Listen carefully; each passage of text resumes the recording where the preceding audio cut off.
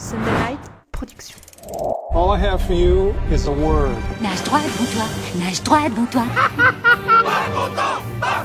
Pourquoi refuse-t-elle d'être peinte? Ça va être très difficile. I love you, Joe. Tiens, c'est marrant, on me le dit souvent. I'm deadly serious. Harry Potter is dead! Bienvenue dans la saison 3 de Clapement 5 pour tout connaître du cinéma, de son actualité avec des interviews, des débats et des jeux. Je m'appelle Aurélien Rapatel et j'ai le plaisir de vous retrouver pour un nouvel épisode enregistré depuis The House of Running à Paris.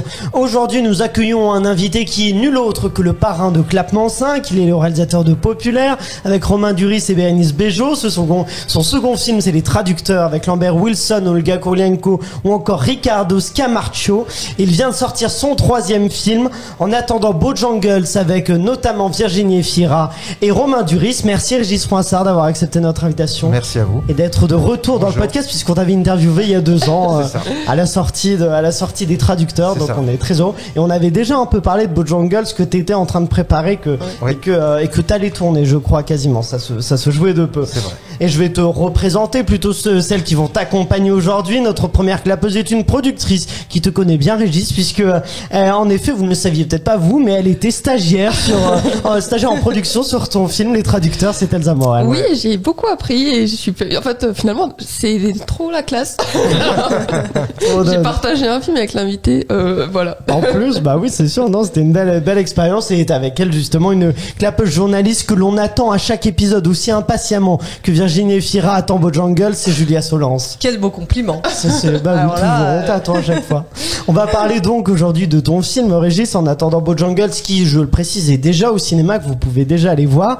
Et en même temps aussi, on va évoquer ton regard sur le cinéma et on terminera avec un blind test très spécial dont je vous parlerai en fin d'émission. Mais d'abord, pour résumer, en attendant Bojangles, on peut dire que ça raconte l'histoire d'un couple et de leur fils qui jouissent un peu de la vie en laissant pas beaucoup de place à la réalité, en étant sur le plaisir, en tout cas sur la fantaisie, profitent de leurs amis, tout ça. Mais à force d'avoir la tête dans les nuages, la mère, qui est donc incarnée par Virginie Efira, perd peu à peu les pieds avec la réalité. Et il y a une phrase qu'elle prononce justement dans le film et qui est importante. Elle dit: quand la vérité est banale et triste, inventez-moi une belle histoire. Est-ce que c'est pour ça que tu as eu envie aussi de faire du cinéma, Régis? Oui, sûrement, oui, bien sûr. Pour pallier à... je pense que je suis quelqu'un qui s'ennuie vite. Et j'étais un enfant qui s'ennuyait, donc il fallait absolument plus un enfant sans frère ni sœur, donc il fallait absolument que je trouve des moyens pour que la vie soit plus drôle, plus magique, plus exceptionnelle. Voilà. Et t'as trouvé ça du coup dans le cinéma, dans la mise en scène, dans Oui, j'ai trouvé ça dans le cinéma et c'est ma drogue en fait, je crois. C'est comme les personnages de Bojangles, eux font la fête tout le temps, ils se droguent à ça, ils veulent que chaque journée soit une journée magnifique. J'essaie en fait, en tout cas, que mes journées soient les plus belles possibles. Dans la création en particulier. Après j'ai d'autres choses quand même, mais je vis avec comme on veut, le cinéma en tout cas. Elsa. Mais du coup, c'est une adaptation littéraire donc d'un livre du coup. Olivier Bourdeau. Voilà, exactement. Et pour ce film, tu as travaillé avec Romain Compin, donc avec qui tu travailles depuis Populaire. Et si je me trompe pas, tous les deux, c'est la première fois que vous travaillez sur une adaptation littéraire. Oui. Comment est-ce que vous avez appréhendé ce nouvel exercice? En fait, tout simplement, je crois, en s'immergeant totalement dans le bouquin d'abord, et en essayant en fait de faire en sorte que le livre en fait allait nous appartenir. Donc nous étions les personnages parce que nous les aimions très très fort. Et après, comme le livre est un livre très émouvant, en particulier sur le dernier tiers, on s'est dit comment on fait pour au cinéma rendre un film aussi émouvant que le livre. Donc ça passe par plein de choses. Là, on a déconstruit en fait le récit pour que ce soit totalement incarné, et en particulier parce que le livre était situé à une époque en fait totalement indéfinie, et nous on l'a plus ancré en fait dans une réalité historique. Julia. Et d'ailleurs, justement, est-ce que c'est un personnage peut-être en particulier ou une scène qui t'a donné envie de l'adapter? Est-ce qu'il y a eu vraiment... Quel a été le déclic? Je crois que en fait, le déclic, surtout, c'est que j'ai lu le livre très vite. En fait, j'ai plongé littéralement dedans, et Et j'ai aimé en fait véritablement tous les personnages. C'était ça aussi. C'était pas un personnage en particulier, c'était cette histoire, c'était cette famille, tout ce que ça racontait de l'amour. Parce que voilà, c'est marrant parce que l'amour est presque un sujet voilà, qu'on n'aborde plus, en particulier au cinéma. Et donc je me suis dit, c'est peut-être un défi, c'est peut-être quelque chose de cet ordre-là. Et surtout, en fait, le livre me donnait plein d'images dans la tête. Donc déjà, quand il y a ça, c'est très fort. Et puis il y avait tout, il y avait de la danse, il y avait du rire, il y avait des larmes, il y avait des scènes très très fortes. Donc chaque scène me donnait envie de faire ce film, en tout cas. Et justement, sur ce côté frénétique ou cette spirale qu'est le film, toi, je crois que donc, on le disait, t'as eu un doute avant quand on t'a proposé de lire le livre, Oui. t'étais pas sûr de vouloir l'adapter, et finalement, tu l'as donc aimé en le lisant, mais aussi t'as eu peur, je crois, et c'est ta femme qui t'a rassuré sur le fait, sur la proximité avec les personnages et le fait d'avoir une distance et le fait que t'aies peur de rentrer quasiment dans, peut-être pas la folie des personnages, mais dans cette frénésie qui vit. Non, c'est pas tout à fait ça. C'est que, en fait, d'abord, oui, ça n'a pas été comment dire, comme un coup de cœur. Enfin, dans le sens où on m'a plein d'amis en fait m'ont dit lis le livre, tu dois l'adapter. Puis c'était pas surtout tu devrais, c'était tu dois. Et donc ça c'était très très étrange en fait. Et je leur demandais pourquoi. Ils me disaient parce que ça va te plaire, c'est toi, c'est pour toi, c'est fait pour toi. D'accord. Merci. Et puis voilà. Et puis quand on vous dit ça, quand vous avez l'habitude d'écrire vos scénarios, comment dire, c'est des idées originales, et puis que j'ai encore d'autres scénarios et que j'avais pas forcément prévu de réaliser celui-ci. Eh bien, je l'ai pas lu. Et jusqu'au jour où, en fait, j'appelle un ami, un jeune producteur qui s'appelle Thierry de Clermont-Tonnerre, mais pas pour ça, en fait, juste pour lui raconter, je lui raconte l'anecdote dans la conversation, et il me dit, Régis, je viens de finir le livre, je suis à une terrasse de café, c'est toi qui dois le faire. Ouais. Voilà, et c'est moi qui vais le produire. Et c'est ce qui s'est passé. Oui, bah oui, voilà, c'est ce qui s'est passé. Donc, ça, c'est assez foufou. Donc, moi, j'ai lu le roman. Au final, j'étais extrêmement ému. J'ai demandé effectivement à ma compagne de le lire parce qu'elle lit tous mes scénarios. Elle est, voilà, on est très très proches. C'est ce qu'on appelle en fait ma première lectrice. Et elle l'a lu dans les plus mauvaises conditions possibles parce que en fait, ce qui était très étrange, c'était que tous les lecteurs avaient beaucoup pleuré à la fin. Et je me suis dit, mais c'est de la sorcellerie, quoi, ce livre, pour avoir cette unanimité-là. Puis il y avait une unanimité critique aussi. Et le livre aussi se vendait énormément. Donc c'est des choses d'un seul coup qui peuvent paraître séduisantes, mais pour moi qui ne l'étaient pas du tout, au contraire. Parce que je ne voulais pas, comment dire, profiter du succès d'un livre pour moi-même essayer d'avoir un succès. C'était pas le but, parce que voilà le but premier. Parce que je savais en fait qu'il y avait des gens qui étaient prêts à l'acheter et beaucoup en partie pour ça. Donc elle lit le livre. Et le soir, en fait, il lui reste plus que 30 pages, je suis à côté d'elle, et puis je la vois presque s'effondrer. Ah ouais. Ouais. Et je me dis, mais c'est quoi ce bouquin, c'est pas possible, quoi. C'est-à-dire que tout le monde, moi-même, ça nous émeut beaucoup. Et là, elle m'a dit une phrase qui a presque cette équivalence, qui serait si tu ne le fais pas, je te quitte, mais voilà, de quelque chose de cet ordre d'idée-là. Donc, je lui ai dit, ok, on dort, et puis demain matin, on en parle. Et puis moi, en fait, j'avais peut-être un petit doute moral. Pourtant, j'ai jamais ça, en fait. Mais parce que voilà, on est une famille, nous aussi. Et je lui ai dit, mais est-ce que notre fille va pas d'un seul coup calquer les personnages en fait sur nous et en fait, elle m'a dit, eux, c'est pas toi. Et c'était très simple, en fait. Ouais. Et ça m'a beaucoup, comment dire, rassuré, mais aussi ça m'a conforté dans l'idée de faire des films aussi où je parlerai de personnages qui ne sont pas moi. Ouais. Parce que finalement, en fait, dans Populaire ou dans Les Traducteurs, il y a des personnages, on va dire, cachés qui me racontent. Donc c'était très libérateur, en fait, de faire ça au final. Elsa, vas-y. Mais du coup, dans le livre, je crois que c'est un point de vue différent qui est abordé. C'est le point de vue de l'enfant. Ouais. Et dans le film, c'est plus un point de vue d'adulte, quelque part. Est-ce que ça apporte une dimension tragique, le fait que ça soit un point de vue d'adulte comme ça ? Oui, forcément, parce que en fait, c'est ce que, avec Romain Compin, on a décidé très très vite. C'est qu'on ne voulait pas, comment dire, de quelque chose qui serait de l'ordre de la naïveté autour de la folie. Parce qu'on trouvait ça un peu réducteur, ce qui marche très bien dans le livre. Et puis, un livre, c'est pas un film. Et un livre, en fait, on peut y projeter énormément de choses, alors qu'un film, quasiment pas. Donc on s'est dit toujours en fait dans l'esprit d'avoir des sensations aussi fortes et des émotions aussi fortes que le livre.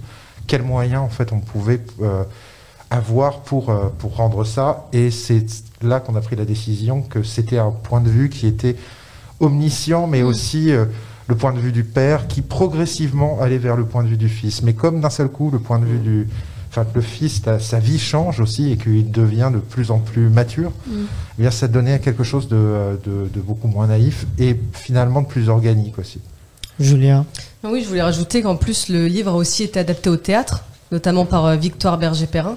Donc c'est aussi ça de vraiment, parce qu'au théâtre c'est pareil, c'est très différent de la lecture, c'est en fait des sensations différentes, et c'était justement, je voulais revenir sur la même chose pour dire comment en fait apporter une vision différente d'un art, parce que ça fait en fait c'est une histoire qui est racontée mais selon trois arts sous trois formes différentes. Tout à fait.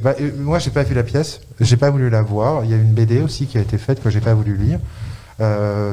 Les acteurs n'ont pas voulu lire le livre non plus parce qu'on voulait que ça nous appartienne un maximum, et puis de ne pas être influencé en bien ou en mal par les autres médias en fait qui avaient été utilisés pour l'adaptation. Et on l'a pas dit, mais il y avait donc c'est un livre qui est donc plusieurs producteurs et plusieurs réalisateurs voulaient adapter au cinéma. Ouais. Je crois qu'ils étaient 17, quelque chose comme ça. Ouais, c'est beaucoup plus que ça. Beaucoup plus que ça. Ils étaient 140. Et donc tu n'es pas loin. C'est presque une centaine en tout cas. Ah oui, bon voilà. Bon en tout cas parmi toutes ces personnes, toi tu as réussi à convaincre donc l'éditeur et Olivier Bourdeau, notamment avec une sorte de bande-annonce, c'est ça, de référence cinématographique de plusieurs films que tu avais en tête. Et justement, qu'est-ce que ces autres films racontaient du tien? Déjà, en fait, pour la petite histoire, la maison d'édition nous avait demandé de former un binôme réalisateur-producteur et de présenter une intention d'adaptation. D'accord. Et je ne voulais pas le faire parce que ça voulait dire se plonger déjà véritablement dans l'écriture.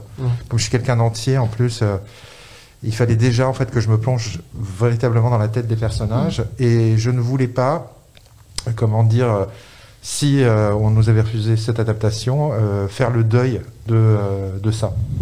Donc j'ai décidé de faire autrement, de leur présenter effectivement une sorte de bande-annonce du film rêvé, avec des extraits de films qui, pour la plupart, en fait, donnaient des intentions, on va dire, visuelles, des intentions émotionnelles, mais aussi, en fait, des choses qui, parfois, me rappelaient aussi l'univers du livre, qui a un côté cinématographique aussi, parce que il fait référence à des œuvres littéraires qui, elles-mêmes, sont devenues des films, comme Breakfast at Tiffany's, comme Un singe en hiver, comme d'autres films comme ça.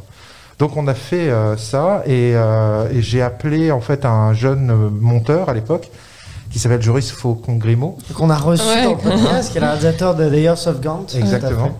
Et qui était à Nice à l'époque, et on a travaillé, alors qu'il n'y avait pas le Covid, à distance. Ouais.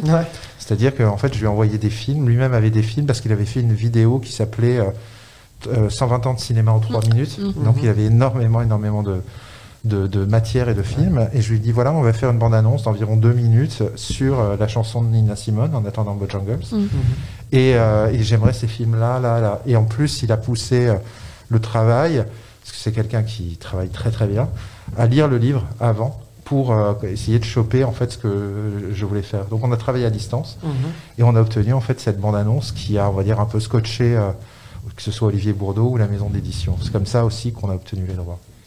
D'accord. Et justement, dans ta discussion avec Olivier Bourdeau, comment est-ce qu'il a vécu le fait que tu prennes ces libertés-là? Il était plutôt d'accord, c'est ça? Il a compris en fait, ce que je voulais, en fait, cette vidéo et ce rendez-vous était fait pour que, au moins, je sente le désir d'Olivier Bourdeau de me laisser les clés, en fait, de cette œuvre. Parce que si en fait il m'avait dit non, je veux tel acteur, machin, etc., que la maison d'édition dise vous devez l'adapter comme ça, jamais j'aurais fait le film. Donc c'était ça, c'est-à-dire que je devais avoir ce oui absolu d'Olivier. Et quand on a présenté cette vidéo, ça leur a extrêmement plu, et 2 jours après on avait une réponse positive. Elsa. Mais d'ailleurs, ce qui est intéressant, c'est quand on a vu le film en avant-première, donc Olivier Bourdeau était là, et il a expliqué que la première fois qu'il a vu le film, il sait pas trop s'il aimé ou pas parce que ça lui a fait bizarre en fait. Et je trouve ça intéressant parce que c'est hyper honnête, parce que souvent on entend les auteurs dire ah oui c'est excellent, enfin ou voilà, enfin gros comme s'ils adhéraient tout de suite. Parce que je peux comprendre qu'une œuvre comme ça, elle soit transformée. Comment t'as vécu sa réaction quelque part qui était très honnête? En fait, j'ai vécu bien parce que juste avant qu'on projette le film pour lui, et ça, il y avait des gens de sa famille, de ses amis, il m'a dit je suis pas bien parce que je me rappelle que Boris Vian avait vu l'adaptation de J'irai cracher sur vos tombes et qu'il était mort dans la salle, que Truman Capote avait détesté l'adaptation de Breakfast at Tiffany's. Encore d'autres auteurs que je ne citerai pas parce qu'il est vivant. et en fait, donc il était déjà en fait mal barré avant de voir le film. Et puis c'est compréhensible parce que d'un seul coup, il entend les dialogues qu'il a écrits, il voit des personnages et parfois avec de la différence, parfois assez proche de son œuvre, et tout ça est très choquant en fait, finalement. Donc il a été choqué, mais c'était rattrapé par en fait tous les proches qui étaient autour de lui et qui ont adoré le film. Donc il a vu une deuxième fois, et là la deuxième fois ça a été magique, je crois, pour lui. Ce qui fait aussi la force du film, c'est les acteurs. Il y a Virginie Fira que je complimente régulièrement dans le podcast parce que c'est une actrice que je trouve incroyable. Et ce que j'ai trouvé hyper intéressant, c'est que les auditeurs ne savent peut-être pas forcément qu'un film c'est constamment modulable en mouvement, à l'écriture évidemment, au montage aussi, mais aussi au tournage. Et je crois qu'il y a une scène qu'elle voyait pas, dont elle voyait pas l'intérêt, qu'elle comprenait pas trop. C'est la scène sous la douche, qui est une séquence effectivement qui est un peu dure, et elle avait peur que ce soit une séquence qui devienne un peu anecdotique finalement. Et en fait, ce que j'ai trouvé hyper intéressant, c'est que je crois que c'est vraiment les moyens du cinéma, c'est en changeant d'optique, c'est ça que tu as réussi à la convaincre. Comment est-ce que justement cette discussion entre un acteur, le réalisateur et le chef opérateur qui est Guillaume Schiffman, qui est un excellent chef opérateur qui te suit d'ailleurs depuis Populaire, comment est-ce que tout cet échange là fait que le film change même pendant le tournage et prend une autre ampleur? C'est-à-dire que j'aime déjà mettre tous les collaborateurs artistiques et aussi les comédiens en immersion totale. Et c'est déjà en fait un grand pas sur la direction d'acteur. Donc il y a déjà en fait ces choses-là. Ce qui fait qu'en fait le film, dans sa fabrication, j'aime bien que ce soit collégial. Alors bien sûr, je suis le chef, mais en tout cas, j'aime choper les idées de tout le monde. Et Elsa, justement, qui a travaillé sur le film, peut le dire. Et je peux dire que tu m'as piqué des idées. Je sais, pas les meilleures. Sans les droits d'auteur. Voilà. Je les ai pas mis dans le montage. Non, mais c'est vrai, c'est-à-dire que par exemple, on rentre, il y a plein de moments en fait dans un film, on vit à la fois sa vie privée, la vie avec les techniciens, et puis la vie où on est carrément dans le film. En fait, on est en immersion dans le film. Et moi, j'aime bien ça. Ce qui fait que avec Virginie, on a énormément collaboré, mais quand je dis avec Virginie, c'est avec Grégory Gadebois, avec Romain. On a énormément collaboré, donc je leur parlais de tout, de comment je voyais les choses à chaque fois. Et effectivement, dans le scénario, il y avait toute une série de soins en fait qui étaient donnés au personnage qu'interprète Virginie, et qui étaient finalement, oui, assez anecdotique, et surtout qui permettait une sorte de, pas d'ellipse, mais de faire sentir en fait que le temps passait. Donc j'étais pas hyper content de cette partie de film, ce qui fait que, puis en plus, comment dire, même si parfois on réécrit un peu les choses chaque jour, là en fait, pas eu le temps en fait de retravailler dessus. Donc en fait, un peu tout sur place. Et là, Virginie me dit là je suis nu dans cette séquence et j'ai pas envie justement que ce soit anecdotique. Et donc en fait on se met à discuter longtemps. Ça a pris 1 heure. Donc c'est énorme dans une journée de tournage, 1 heure d'arrêter véritablement le tournage, parce qu'on cherchait la manière en fait d'interpréter les choses. Et Virginie m'avait raconté que lorsqu'elle avait travaillé sur Benedetta, Verhoeven lui montrait souvent en fait le combo, lui montrait beaucoup les plans pour lui montrer en fait quelle était la puissance cinématographique en fait, et ce que ça permettait aux acteurs, et comment en fait ils pouvaient évoluer dans le cadre aussi. Et à un moment, Guillaume Schiffman me regarde et me dit de venir, et je vois en fait le plan qui avait changé, c'est-à-dire qu'effectivement on était passé d'un 35 mm à l'équivalent d'un 20-21 mm, et ça faisait en fait une image qui d'un seul coup était beaucoup plus ample et pas forcément déformée. C'était pas l'idée en fait d'un seul coup de créer de la folie dans le plan, mais ça donnait quelque chose de plus pas épique mais beaucoup plus puissant. Et Virginie, en fait, je lui ai dit, viens voir. Alors, ça faisait 1 heure qu'on discutait. Elle regarde dans l'œilleton, la caméra, elle fait OK, et elle y va. Ouais. Et là, d'un seul coup, tout s'est passé différemment. Mais parfois, c'est ça, en fait, et c'est très jouissif de régler aussi les choses de manière totalement cinématographique, et avec le cadre, et avec l'optique, et avec les moyens du cinéma. Même si le jeu est aussi un moyen du cinéma, mais avec tout ensemble, ça peut vraiment être détonnant. Julia, oui. Oui, et puis aussi ce qui ressort énormément, c'est l'alchimie entre Romain Duris et Virginie Efira. Est-ce que tu avais avant une petite appréhension sur ce duo, ou est-ce que tout s'est fait très facilement, directement sur le tournage dès le début ? On a à chaque fois une appréhension en fait de comment ça peut se passer. Donc, comme je disais, j'aime bien mettre en immersion très rapidement les gens. Et là, je savais qu'ils allaient l'être puisqu'il fallait apprendre des danses, qu'il fallait s'entraîner. Et que d'un seul coup, en fait, le corps parle quand même beaucoup plus rapidement. Et ce qui fait qu'en fait, ils se sont apprivoisés très, très, très, très vite. Et si vite, en fait, qu'effectivement, sur le plateau, on avait l'impression qu'ils avaient été ensemble depuis extrêmement longtemps. Donc ça ne s'explique pas. C'est un peu comme l'amour et ce qu'on décrit et ce coup de foudre, en fait, qu'il y a dans le film et le feeling. Voilà. C'est-à-dire que... et puis, ce qui se passe aussi avec l'enfant, c'est-à-dire qu'on a l'impression que c'est véritablement leur enfant. C'est ce qui est... C'est très dur au cinéma de faire croire ça.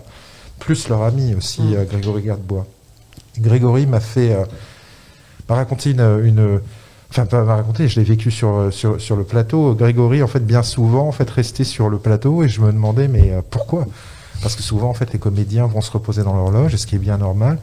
Et je lui dis, va te reposer, Grégory. Et il me fait, non, je regarde mes amis. Et je lui dis, mais tes amis, c'est-à-dire...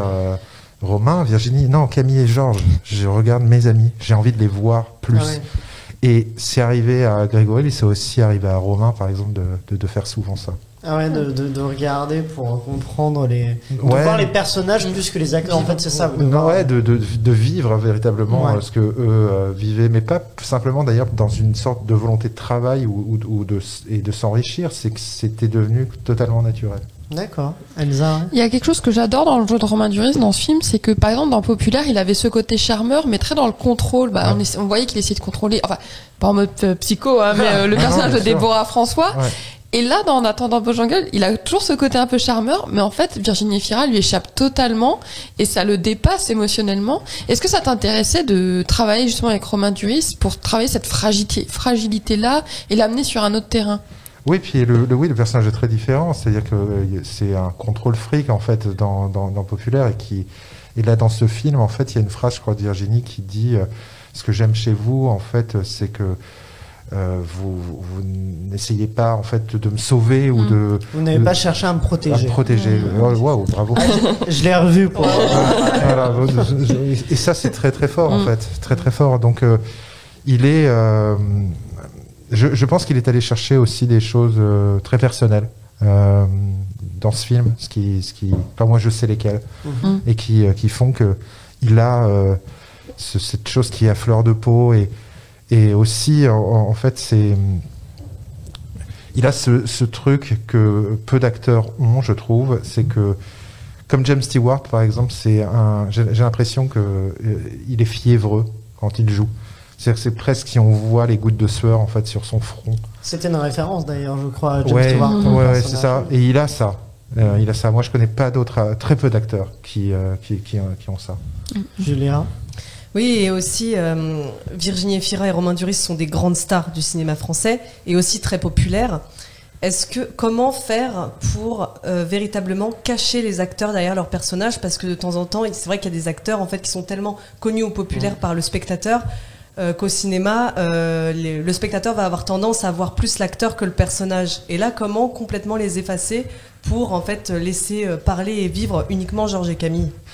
Déjà, en fait, je trouve qu'on ne connaît pas véritablement Romain. Je trouve que c'est quelqu'un d'assez secret ou discret. Et donc parce que justement il aime quand il se montre au cinéma que ce soit quelque chose d'assez exceptionnel, d'assez unique. Donc j'avais pas véritablement peur de ça. Pour Virginie, j'avais pas véritablement peur de ça non plus parce que j'avais vu ses films précédents et je trouve qu'en fait elle a incarné des personnages très très différents et avec puissance. Donc non, moi j'ai jamais eu cette peur-là. J'en ai d'autres, mais celle-là, pas véritablement. Je me fais suffisamment confiance en fait pour que, voilà, avec la puissance du scénario, ces dialogues aussi qui sont particuliers, que la langue allait immédiatement en fait les propulser vers un autre monde et d'autres personnages qu'eux-mêmes.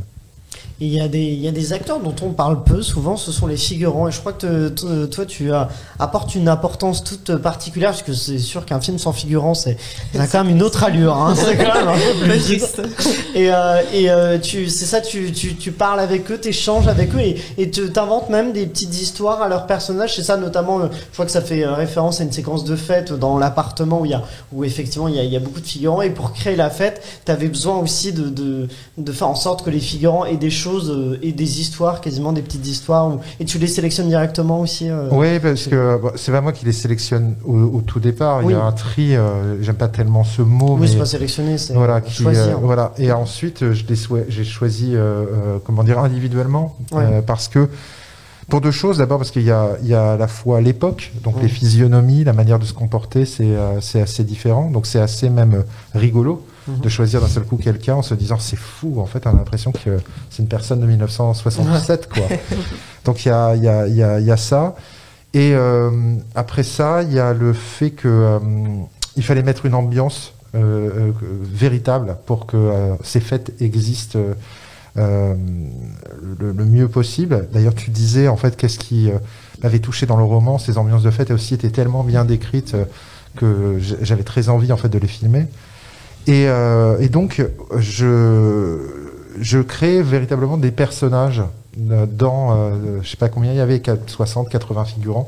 Donc des couples, des trios, des gens seuls, des sociologies. Et puis dans cette fête, en fait, il devait y avoir des gens de tout univers différents, oui. Et de toute classe sociale aussi. Donc il y avait ça à faire, et de leur donner effectivement... C'était pas des rôles écrits, mais de leur donner en fait des choses à cerner de leurs personnages. Qu'ils puissent les nourrir. Et pour qu'ils puissent absolument les nourrir. Puis bien souvent, en fait, les figurants sont des comédiens. Voilà, des jeunes comédiens qui ne travaillent pas forcément maintenant, mais justement qui essayent de s'enrichir et d'avoir des expériences. Donc c'était assez gai pour tout le monde. Bon, très bien. Elsa, je me tourne vers toi, car Elsa, elle a une particularité. Je vais te laisser. À chaque fois, il dit ça, j'ai une particularité. Oui, moi, il faut savoir donc que je suis HPI, mais pas HPI comme tu l'entends. Je vois avec tes yeux. Je suis haut potentiel Internet.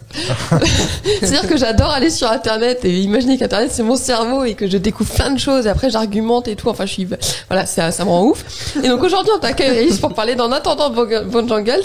Mais je dois avouer que je suis un peu déçue d'écrire cette chronique parce qu'en fait, j'avais proposé un autre jeu à Aurélien. J'ai dit, et si je faisais un truc, parce que je sais que ta femme donc a dit, si tu fais pas ce film, je te quitte. Je me suis dit, si je lui disais les pires pitch de film, et il devrait dire, est-ce que je le réalise ou ma femme me quitte? Et après, je me suis dit, non, clairement pas, on va pas tenter ça. Mais du coup, donc, je me suis recentrée sur En attendant Bojangles, et j'ai voulu savoir, mais qui était ce Mr. Bojangles qu'on entend tout au long du film, là, au travers de cette chanson. Parce qu'effectivement, le titre de ton film, En attendant Bojangles, c'est pas, moi, au départ, je crois que c'était une ville en Belgique, mais en fait, j'ai pas compris. C'est une chanson, c'est Mr. Bojangles. Mais donc, qui est-il? Donc, j'ai fait mes petites recherches internet et je découvre que la première personne à avoir chanté à propos de Mr. Bojangles, c'est le chanteur de country américain Jerry Jeff Walker. Donc, il a écrit cette chanson en 1968 et il a notamment eu l'idée après avoir rencontré dans une prison un SDF ivre qui se faisait appeler Mr. Bojangles pour cacher sa véritable identité. Et là, donc, on pourrait croire que mes recherches auraient pu s'arrêter. Eh bien non, c'est là que je suis HPI. Après 47 heures d'internet, sans manger, sans boire, sans dormir, je découvre l'identité du réel Mr. Bojangles. Qui est-il? Et donc aujourd'hui, j'aimerais vous parler de Bill Robinson. Est-ce que tu connais ce personnage? Je ne crois pas. Eh ben, Bill Robinson, c'est un Afro-Américain qui est né en 1878 et qui était un as des claquettes. Son rêve, c'était de se produire sur les plus grandes scènes américaines, sauf qu'à ce moment-là, eh bien évidemment, il y a du racisme aux États-Unis. Donc ce rêve ne peut pas se réaliser comme il le veut. Mais lui, du coup, il dit, tant pis, je vais me produire dans les salles où seulement les Noirs seront acceptés, mais je vais kiffer. Sauf que, bien évidemment, heureusement, le racisme a un peu évolué et il a pu commencer à travailler à Hollywood et même est devenu une espèce de star, puisque c'est par exemple le premier acteur afro-américain à avoir tenu la main d'une actrice blanche. Cette actrice, c'était Shirley Temple. En 1936, elle avait 6 ans dans le film Le Petit Colonel. Du coup, je trouve que Mr. Bojangles, je me suis dit, mais pourquoi est-ce qu'on parle autant de lui? Pourquoi il inspire autant? Et donc, je me suis laissée à quelques lignes littéraires. Voilà, je me suis dit, mais pourquoi est-ce que Nina Simone, Bob Dylan, chantent ce personnage? Qu'est-ce qui leur plaît tant dans Mr. Bojangles? Parce que ce que j'ai pas dit, c'est que Bill Robinson, son surnom, bien sûr, c'était Bojangles. Donc là, ce personnage qui joue des claquettes malgré le fait que la vie va mal. Donc pour moi, Mr. Bojangles, c'est l'homme qui rayonne dans la société. Mr. Bojangles, c'est l'homme qui rayonne lorsque la société attend de lui qu'il s'éteigne. Mr. Bojangles, c'est l'homme dont la joie est nourrie par la tristesse de sa condition. Mr. Bojangles, c'est celui qui, lorsqu'il n'a plus de maison, décide de faire du monde son habitat. En bref, Mr. Bojangles, c'est celui que les adultes attendent toute une vie, car c'est celui qui fait la chose la plus importante du monde. Il nous inspire. Wow. Dis donc, c'est une très belle chronique, Elsa. J'ai envie d'applaudir. Ouais, inspire, on peut voilà. applaudir Elsa. Oui, non, tu savais pas ça, du coup, tu as Non, découvert grâce à je Elsa, connaissais surtout l'histoire de la chanson et ses différents interprètes, mais pas ça. Et c'est très très beau parce que c'est comment dire, à l'image du film. Oui, c'est ça, exactement, voilà. c'est ça qui est... Et aussi de ce dont on parlait tout à l'heure dans la création et ce qui grise et ce qui permet aussi de nous évader quotidiennement. Et c'est hyper intéressant parce que effectivement dans la réalité de ce film, ça parle aussi donc un peu de maladie mentale. Et ce que tu dis, c'est que tu t'aimes bien l'idée de traiter de maladie mentale, de choses comme ça par le prisme du genre. Même si en attendant Bojangles, c'est pas tout à fait du genre, mais je crois que tu dis que ça pourrait s'approcher un peu de quelque chose de fantastique, un peu dans l'univers de Boris Vian finalement, qu'un univers un peu comme ça entre le réel et ce qui est juste au-delà du réel. Ouais. Et pourquoi justement est-ce que le fait d'utiliser le genre, ça a une telle force pour raconter quelque chose qui peut être un peu dur, un sujet compliqué? Ouais, je sais pas forcément. En tout cas, pour revenir à Boris Vian, j'aimerais qu'on efface ça parce que c'est quelque chose qui est revenu très souvent, que ce soit dans le roman d'Olivier Bourdeau ou dans mon film, et je vois pas en fait ça du tout. Ah d'accord. Non, je vois pas. Pourtant j'ai lu Vian. Ah ouais. Ça a été comment dire, l'écume des jours. Ça a été des romans en fait que j'ai lus, mais je ne vois pas du tout ça. Je vois pas du tout la même folie. Ça ne s'attaque pas. Il y a quelque chose de fantaisiste alors que mon film en fait a des fantaisies, mais n'a pas les fantaisies de Vian, comme en fait Olivier n'a pas ces fantaisies là. C'est un auteur en fait dont on nous parle beaucoup, mais dont on se reconnaît pas en fait. D'accord. Voilà. Non, mais c'est voilà, c'est véridique en tout cas. Et du coup, sur le genre, en fait sur le genre, mais ça c'est ma perception aussi peut-être de la folie, c'est-à-dire que longtemps j'ai mis à voir des films qui traitaient de la folie parce que ça me faisait peur, parce que j'y voyais en fait. Dans ma jeunesse, je suis tombé sur des moments en fait un peu de gens qui avaient des accès de folie, et c'est très bizarre en fait. C'est-à-dire que on a l'impression d'être face à un tsunami, d'être complètement paralysé, c'est-à-dire qu'on ne sait pas quoi faire du tout. Donc j'avais envie dans le film d'avoir ça en fait, de montrer que, comment dire, en tout cas de la perception des gens qui, entre guillemets, ne sont pas fous, parce qu'on est tous un petit peu fous quand même, fait que on est face à quelque chose de monstrueux, à quelque chose qu'on ne connaît pas. Donc parfois, en fait, je l'ai filmé de cette manière-là. Et la caméra, en fait, à certains moments, dans son placement, donne l'impression, en fait, que le mal va arriver. Donc c'est pour ça que ça me parlait beaucoup. Et après, le genre, parce que pour moi, c'est le cinéma démocratique, c'est le cinéma populaire pour moi. C'est en passant en fait par le genre qu'on peut en ce qui me concerne, en tout cas, de raconter des choses plus intimes. Mais ça, c'est mon prisme à moi, c'est-à-dire bien sûr, mais c'est-à-dire que le faire des films très naturalistes, en fait, ne me correspondent pas, parce que d'ailleurs, en fait, j'ai un petit peu de mal avec ces films-là, parce que étrangement, j'y vois tous les trucs, tous les artifices, beaucoup plus, en fait, alors que je me laisse beaucoup plus porter par des films qui sont plus de cinéma et qui arrivent à totalement les percer, en fait, soit le genre, soit les costumes, soit la décoration, pour arriver à quelque chose de beaucoup plus fort. Je suis plus touché par, je sais pas moi, le personnage de Béatrice Kiddo dans Kill Bill et son rapport avec sa fille, où je vois véritablement, en fait, ce qu'est l'amour d'une mère pour un enfant, alors que certains films, en fait, qui traitent ça de manière très frontale. D'accord, ok. Voilà. Elsa. Mais en fait, c'est intéressant ce que tu dis, parce qu'en fait, c'est comme s'il y avait de l'émotion au milieu, effectivement, de tout ce qui paraît, on est moins connecté à ce genre de choses, et tout d'un coup il y a quelque chose qui nous raccroche à ça, et c'est pour ça qu'on le sent, je pense, aussi intensément. C'est que tout d'un coup on se dit, ah ouais, ce film il est humain et il est sur ça. Et du coup il y a quelque chose que j'aime beaucoup aussi dans ton film, c'est que ça parle du fait d'être libre. Qu'est-ce que ça veut dire être libre de même comment on veut s'appeler, enfin voilà, de ses identités, de ce qu'on veut faire, où on veut habiter. Mais la leçon que j'en tire quand même, c'est que si on est prisonnier de son passé, on n'est jamais libre. Et je voulais savoir pour toi, quel était le secret pour se libérer du fardeau de son passé? Est-ce que tu avais des stratégies? Tu comprendras que j'en ai besoin, c'est pour ça que je te demande ça. On est tous à l'écoute là. Je crois que il ne faut pas arrêter de faire des choses. J'avais travaillé sur une sorte de docu-fiction que j'avais fait avec Jane Birkin. Et justement, en fait, Jane Birkin est quelqu'un qui n'arrête pas, qui est une stakhanoviste, en fait, de la création. Qui, lorsqu'elle ne tourne pas, elle chante. Lorsqu'elle ne chante pas, elle enregistre un album. Lorsqu'elle ne fait pas un album, elle va défendre, en fait, certaines causes. Donc elle n'arrête pas. Et tout ça, en fait, je pense que c'est pour oublier aussi le passé.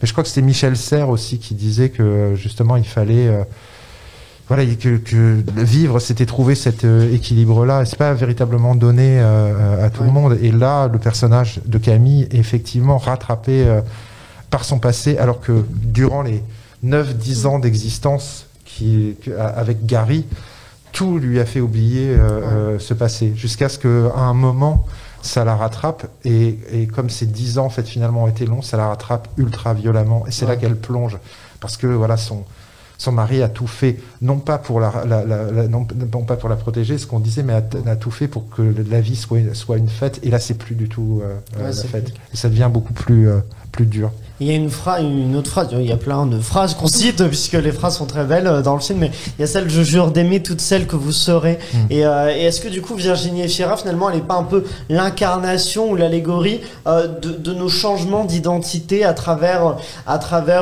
notre vie, parce qu'elle-même, elle veut dans le film, elle veut qu'on l'appelle différemment selon un jour, selon peut-être une année, et donc peut-être que, est-ce que ce personnage-là incarne pas ça aussi? Si, elle est jusqu'au boutiste, c'est-à-dire que en fait, elle fait tout, et jusqu'à effectivement changer de prénom pour que toutes les journées soient des vies différentes. Oui, c'est ça. Donc mais est-ce qu'elle a raison? Est-ce qu'elle a tort? Parce que est-ce que finalement dans la vie, c'est pas de se trouver véritablement soi? Mais je crois qu'en fait, elle est elle au final, malgré en fait ces prénoms différents. En étant toutes ces personnes. D'accord, très bien. Bon, je vous propose justement qu'on tente de faire remporter des places grâce à Studio Canal pour En attendant Bojangles. Vous pouvez tirer au sort les personnes qui ont participé sur les réseaux sociaux avec le @clap5. N'hésitez pas à vous abonner. Faut qu'on en tire combien du coup, parce qu'on a chacun 10 places. 3. Il y a 10 places, et moi j'en piocherai un. Enfin, il y a 10 lots de 2 places. Oui, c'est ça. Et du coup, chacun 3. Et donc voilà, c'est pour remporter des places pour En attendant Bojangles. Qui as-tu tiré, Régis? Quels sont ces 3 que tu as tirés? Marie Sourza. Marie, ok. Ouais, des fois il y a des pseudos un peu étranges. Rick Mathilde. Très bien. Et Pepsi Minou. Très bien, Elsa. Moi j'ai Carla SGA, une Bretonne à Morlaix et Solène. Une Bretonne à Morlaix. Oui. Ah bah tiens. Estelle Di. Oui. Daisy Pénélope. et Nicole et Étienne. Très bien. Et ben écoute, vous représentez donc pour faire remporter des places pour En attendant Bojangles. La pression. Et je vous propose un blind test poursuite infernale. Je vous explique. On va donc je vais vous mettre des extraits de films, des répliques en VF. Bon, quand ce sera en français, c'est donc la version française. Et sinon, elles seront en VF. Faudra trouver quel est le titre du film. Donc dès que vous l'avez, le titre du film, vous me dites G. Et ensuite, il y aura un lien qu'unira deux films entre eux. C'est-à-dire que je sais pas si le premier extrait qu'on trouve, c'est vous trouvez que c'est Amélie Poulain. Et donc vous dites Amélie Poulain, vous avez un point. Et ensuite, j'en mets un suivant. Et imaginons que c'est je cherche un long dimanche de fiançailles, imaginons. Donc vous me dites un long dimanche de fiançailles, ça vous fait un deuxième point. Plus vous avez un ticket bonus si vous trouvez le lien entre Amélie Poulain et un long dimanche de fiançailles qui est donc Audrey Tautou. À chaque fois, oui, c'est Jean-Pierre Jeunet, mais à chaque fois c'est des acteurs ou actrices. Je suis pas parti. Nul, ça c'est horrible. Mais non, Régis, non, mais dès que c'est des dialogues, c'est horrible. Ça va le faire. Et celui qui a donc le plus de points bonus, ça lui donne 3 points sur le score, donc ce qui peut bouleverser le classement enfin. Mais allons-y avec un premier. Vous me dites G dès que vous avez le titre du film, c'est celui-là. C'est sûr. Bon ben. Qu'est-ce qui se passe? Rien du tout. Il me manque 40 cm, c'est ça? Bon, alors c'est grave? Pas du tout. Non, parce que. Régis. Ah là là, ça y est, j'ai pas le titre, c'est horrible, mais je sais ce que c'est. Bon, t'as le lien, il y a un lien avec En attendant Bojangles qui est donc. C'est Virginie Fira. Virginie Fira, tout à fait. Tu as le ticket bonus, mais quel est le titre? Tu vois pas? Je ne me souviens plus. Est-ce qu'il y a grandir dedans? Non, je sais pas, je ne sais plus. L'homme, quelque chose? Ah oui, c'est ça. Il y a l'homme. Un homme parfait. Un homme parfait, c'est avec Romain Duris, ça. Ouais, c'est pas un homme à la taille ou je sais pas comment. Il y a un homme quelque chose, c'est ça? Je crois qu'il y a une histoire de taille. C'est un homme à la hauteur. Ah oui, je te l'accorde, Régis. Un point pour un homme à la hauteur et donc un ticket bonus puisque tu as le lien avec En attendant Bojangles. Maintenant, on cherche le titre de ce prochain film et qu'est-ce qui va lier Un homme à la hauteur à ce film-là qu'on cherche. Non, je ne veux pas imploser. Non, bien sûr que non. Je veux tenir la route, voyez. Oui, les implosions, ça fait désordre. J'ai Alors, tu descends Elsa. Monument Man? Non, c'est pas Monument Man. aux chiottes et tu te branles dès que tu peux. Quand tu seras vraiment habitué, rien qu'en te branlant, tu penseras au fric. Ah mais si. Vas-y, non, je dis, c'est pas, non, c'est, je pense, c'est pas le film de Scorsese. Si, c'est ça. C'est, t'as le titre du film? C'est horrible, c'est le titre qui, je n'arrive plus à, c'est trop dur. C'est le film de Scorsese avec DiCaprio. Ça fait genre un peu le mouton de Roubaix, mais c'est version américaine, tu vois. Le Loup de Wall Street. Le Loup de Wall Street, exactement. Un point de plus. Et qu'est-ce qu'il Jean Dujardin. Et qu'est-ce qu'il est exactement, Jean Dujardin, qui joue aussi dans le Loup de Wall Street. T'as donc 2 points et 2 tickets bonus. On continue maintenant avec celui-là. Il y aura donc un lien entre le Loup de Wall Street et ce film-là qu'on cherche. T'es une sorte de vieux cow-boy qui tourne des films là-bas. Oh.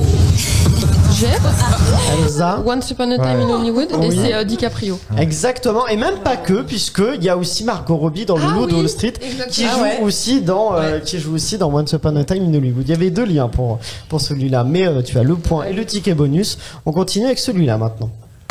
Où vas-tu placer le bureau vis-à-vis? Il n'y aura pas de bureau vis-à-vis. Tu veux faire quoi? Me balancer du toit? Non, c'est pas ce que je veux.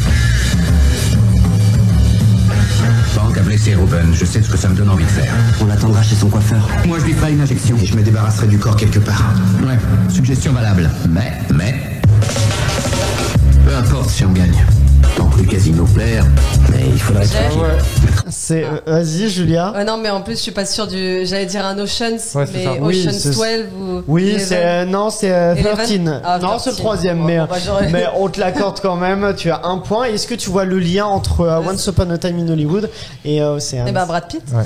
Brad Pitt, tout à fait, exactement. Brad Pitt qu'on retrouve dans les deux. Ça te rapporte un ticket bonus aussi. On continue avec celui-là. Dès qu'on est parents, on est le fantôme de l'avenir de ses enfants. T'as dit que ça n'existait pas, les fantômes.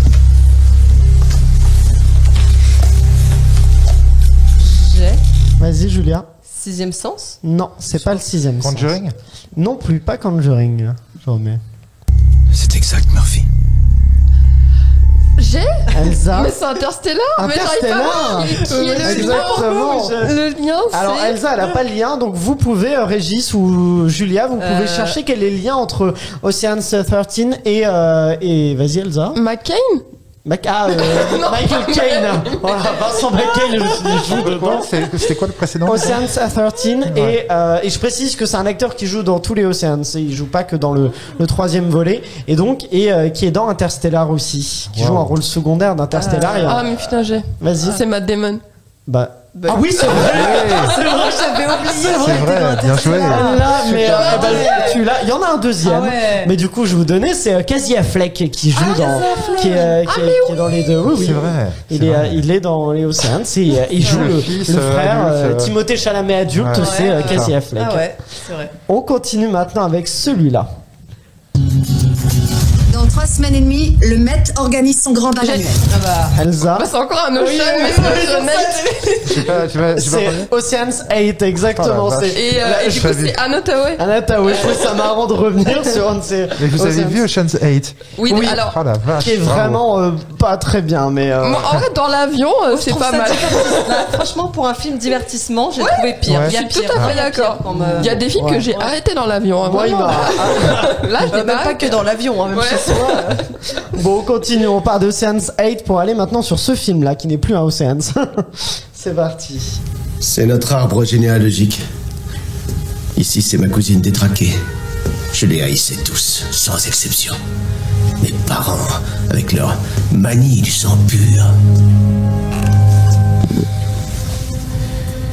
Ma mère a fait ça quand je me suis enfui. Une femme charmante. J'avais 16 ans. Une saga. Où es-tu allé? Chez ton père. J'ai toujours été le bienvenu chez les Potter. Voilà, ça c'était quand même un peu plus simple. Celui qui trouve lequel, il est hyper fort. C'était bon alors. À moi tentez-en. Vas-y Régis. Je sais pas, franchement, le prisonnier d'Azkaban, non. Prisonnier d'Azkaban, c'est pas ça, Elsa, tentez-en un. Je sais pas, les reliques de la mort, partie 2. Elle non plus, et Julia. L'école des sorciers? Non, c'était le 5e. C'est Harry Potter 5, mais par contre, vous pouvez avoir le... non, le 5e, c'est l'ordre du Phénix. Mais par contre, vous pouvez avoir le lien. Quel est le lien entre Ocean's 8 et Harry Potter et l'ordre du Phénix? C'est important que ce soit le 5. Vas-y. Ah, c'est important. Ah bah, ce que j'allais dire, Elena Bohem Carter. Exactement, parce qu'elle est pas dans le 1, 2, 3, 4. C'est pour ça que je dis que c'est important que ce soit le 5. Un ticket bonus pour toi, Julien, même si bon, personne n'a remporté le point sur celui-là. C'est un petit peu fait spoiler quand même. L'extrait n'était pas évident non plus. On continue avec celui-là maintenant. Laurence, le grand-père du jeune Laurence, oui. Pourquoi? C'est les filles du Dr. March. Les filles, oh là, et c'est Emma Watson. Rapide, Elsa. Mais parce que des films qu'elle affectionne. Non, mais j'avoue, l'autre coup, je suis retombée sur Instagram, genre sur une scène des filles du Dr. March, et je me suis dit, ce film est trop bien.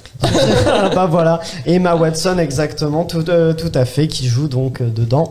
On continue maintenant avec celui-là. Moi je trouve ça con, je les méprise. C'est vrai, vous leur dites de pleurer, ils pleurent, vous leur dites de rire, ils rient, vous leur dites de marcher à quatre pattes, ils le font, enfin, je trouve ça grotesque. Mon roi?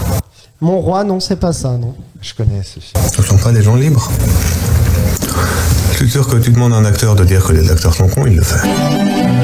Vous voyez pas? Ah mais si, mais je vois l'acteur. Bah je vous mets du coup là un autre extrait, qui est la bande-annonce. Il était respecté dans le monde entier. La nouvelle vague, c'est le Redoutable. Le Redoutable, exactement. Et du coup, c'est Louis Garrel. De Michel Hazanavicius, Louis Garrel, qui joue dans les films du Dr. March, tout à fait, mais qui joue également dans Le Redoutable, puisqu'il incarne Godard, tout simplement. Et on termine avec celui-là maintenant. Dis papa, elle est malade maman. Bah c'est en attendant vos jungles. En attendant vos jungles, je crois que Régis l'avait. Ouais, je connais un peu par cœur. Ah oui, c'est ça la bonne annonce. Et quel est le lien, Régis, entre En attendant vos jungles et Le Redoutable? Guillaume Chiffman, par exemple. Ah non, c'est pas Eh ben, Guillaume j'allais Chiffin. dire Guillaume Ah non, c'est Chiffin. les acteurs. Ah, parce c'est que les acteurs. Je me basais sur les acteurs. Grégory Gadebois. Grégory Gadebois, tout à fait, qui joue dans les deux. Alors là, en termes de points, on est sur un. C'est Elsa qui remporte avec 5 points. Ah, la vache. Plus elle a les 3 tickets bonus, ça lui fait 8 points. Elsa, Elsa t'avais est imbattable. 1 point et Régis, Ça va. t'avais 3 points. Mais écoutez, Studio Canal a été généreux en place. Tout le monde remporte, tout le monde fait super. remporter à tout le monde. C'est beau. Puisqu'on vous fait remporter en tout, c'est 10 fois 2 places. Donc tout le monde, et même faut que je tire quelqu'un au hasard parce que là on en a 9 si je compte Ouais. bien. Donc il faut que je tire quelqu'un qui remporte 2 places aussi. Donc c'est 2 places pour chacun. Et ben là j'ai tiré,